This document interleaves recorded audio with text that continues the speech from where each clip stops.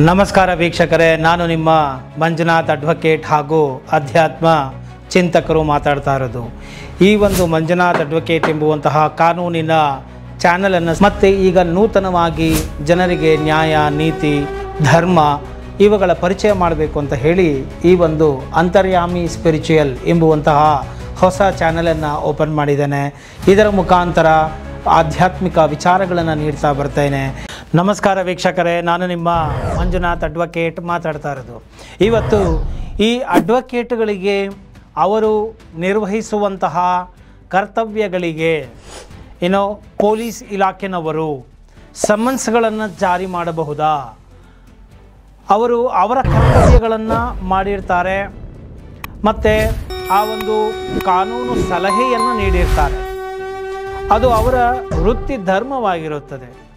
ಹೇಗೆ ವೈದ್ಯರು ಬಳಿ ರೋಗಿಗಳು ಬಂದಾಗ ಅಥವಾ ಕ್ರಿಮಿನಲ್ಗಳೇ ಆಗಿರಲಿ, ಯಾರೇ ಆಗಿರಲಿ, ಗುಂಡೇಟು ಬಿದ್ದಿರಲಿ, ಏನೇ ಆಗಿರಲಿ, ಸೊ ಅವರ ಪ್ರಾಣ ಉಳಿಸುವುದು ಅವರ ವೃತ್ತಿ ಧರ್ಮವಾಗುತ್ತೋ, ಹಾಗೆ ಈ ಒಂದು ವಕೀಲ ವೃತ್ತಿಯಲ್ಲಿ ನಂಬಿ ಬಂದಂತಹ ಕಕ್ಷಿದಾರರುಗಳನ್ನು ರಕ್ಷಿಸುವುದು ಮತ್ತು ಅವರಿಗೆ ರಕ್ಷಣೆಯನ್ನು ಕೊಡುವುದು, ಅವರ ಪರವಾಗಿ ನಾವು ಕೋರ್ಟುಗಳಲ್ಲಿ, ನ್ಯಾಯಾಲಯಗಳಲ್ಲಿ ವಾದ ಮಂಡನೆ ಮಾಡುವಂಥದ್ದು ಹಾಗೂ ಅವರು ಕೇಳುವಂತಹ ಪ್ರಶ್ನೆಗಳಿಗೆ ಕಾನೂನಾತ್ಮಕವಾದಂತಹ ಸಲಹೆಗಳನ್ನು ನೀಡುವುದು, ಅದು ಅಡ್ವೊಕೇಟ್ ಪ್ರಿವಿಲೈಜ್ ಆಗುತ್ತೆ ಹಾಗೂ ಅದು ಅವರ ಒಂದು ಹಕ್ಕಾಗುತ್ತೆ ಮತ್ತು ವೃತ್ತಿ ಧರ್ಮವಾಗುತ್ತೆ.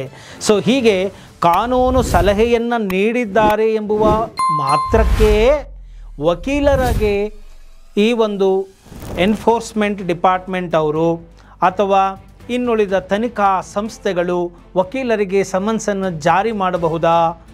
ಜಾರಿ ಮಾಡಿ ಕರೆದಾಗ ಸುಪ್ರೀಂ ಕೋರ್ಟ್ ಏನು ಹೇಳಿದೆ ಅಂತ ಹೇಳಿದರೆ, ಕ್ಲಿಯರ್ ಆಗಿ ಸ್ಪಷ್ಟವಾಗಿ ಚೀಫ್ ಜಸ್ಟಿಸ್ ಆಫ್ ಇಂಡಿಯಾ, ಸರ್ವೋಚ್ಚ ನ್ಯಾಯಾಲಯದ ನ್ಯಾಯಾಧೀಶರು ಅಥವಾ ನ್ಯಾಯಮೂರ್ತಿಗಳು ಕ್ಲಿಯರ್ ಆಗಿ ಸ್ಪಷ್ಟವಾಗಿ ಹೇಳಿದ್ದಾರೆ, ವಕೀಲರು ಅವರ ಒಂದು ಕರ್ತವ್ಯವನ್ನು ನಿರ್ವಹಿಸಿದಾಗ ಅಥವಾ ಅವರು ಯಾವುದೇ ರೀತಿಯಾಗಿ ವೈಯಕ್ತಿಕವಾಗಿ ಅಪರಾಧ ಕೃತ್ಯಗಳಲ್ಲಿ ನೆರವನ್ನು ನೀಡದೆ ಕೇವಲ ಆ ಕಕ್ಷಿದಾರರನ್ನು ಪ್ರತಿನಿಧಿಸಿದಾಗ ಅಥವಾ ಕಾನೂನು ಸಲಹೆಗಳನ್ನು ನೀಡಿದಾಗ ಆ ಕಾರಣಕ್ಕಾಗಿ ವಕೀಲರುಗಳಿಗೆ ಸಮನ್ಸನ್ನು ನೀಡಿ ಅವರನ್ನು ವಿಚಾರಣೆ ಮಾಡುವುದು ತಪ್ಪು, ಅದು ಕೂಡದು ಅಂತ ಹೇಳಿ ಗವಾಯಿ BR ಗವಾಯಿ ಸರ್ವೋಚ್ಚ ನ್ಯಾಯಾಲಯದ ನ್ಯಾಯಮೂರ್ತಿಗಳು ಹಾಗೂ K ವಿನೋದ್ ಚಂದ್ರ ಎಂಬುವಂತಹ ಒಂದು ನ್ಯಾಯಮೂರ್ತಿಗಳ ಪೀಠ ಆದೇಶವನ್ನು ಹೊರಡಿಸಿದೆ.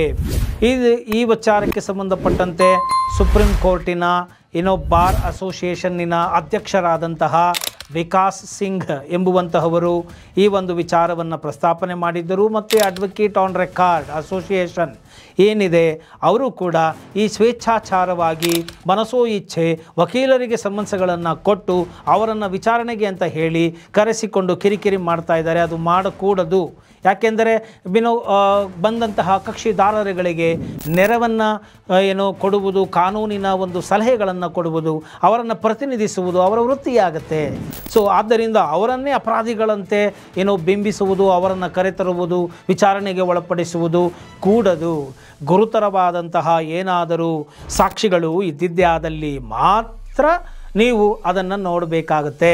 ಆವಾಗ ಅವರು ಏನಾದರೂ ಆ ಒಂದು ಕುಕೃತ್ಯಕ್ಕೆ, ಅಪರಾಧ ಕೃತ್ಯಗಳಿಗೆ ಇವರು ಕೂಡ ಭಾಗಿಯಾಗಿದ್ದಾರೆ ಅಂತ ಅನ್ನಿಸಿದಾಗ ಮಾತ್ರ ಸಮನ್ಸ್ ನೀಡಬಹುದೇ ಹೊರತು ಮಿಕ್ಕ ವಿಷಯಗಳಿಗೆ ಅವರ ಕರ್ತವ್ಯವನ್ನು ಅವರು ನಿರ್ವಹಿಸಿದಾಗ ಈ ಒಂದು ಅನುಷ್ಠಾನ ನಿರ್ದೇಶನಾಲಯ ಸಾಲಿಸಿಟರ್ ಜನರಲ್ ತುಷಾರ್ ಮೆಹ್ತಾ ಇವರು ಕೂಡ ಸಮ್ಮತಿಯನ್ನು ಕೊಟ್ಟಿದ್ದಾರೆ.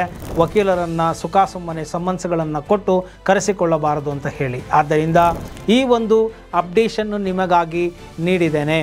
ಸೊ ವಿಚಾರಣಾ ನೆಪದಲ್ಲಿ ಮತ್ತು ಈ ಒಂದು ವಿಚಾರಣಾ ತನಿಖಾ ಸಂಸ್ಥೆಗಳು ವಕೀಲರಿಗೆ ಸಮನ್ಸ್ಗಳನ್ನು ಕೊಟ್ಟು ಕರೆಸಿ ಕಿರುಕುಳ ನೀಡಬಾರದು. ಅದು ಅವರ ವೃತ್ತಿ ಕರ್ತವ್ಯವನ್ನು ನಿಭಾಯಿಸಿದಂತಹ ಸಂದರ್ಭಗಳಲ್ಲಿ ಮತ್ತು ಆ ಒಂದು ಕೃತ್ಯಗಳಲ್ಲಿ ಇವರನ್ನು ಸುಮ್ಮನೆ ಸಿಲುಕಿಸಬಾರದು.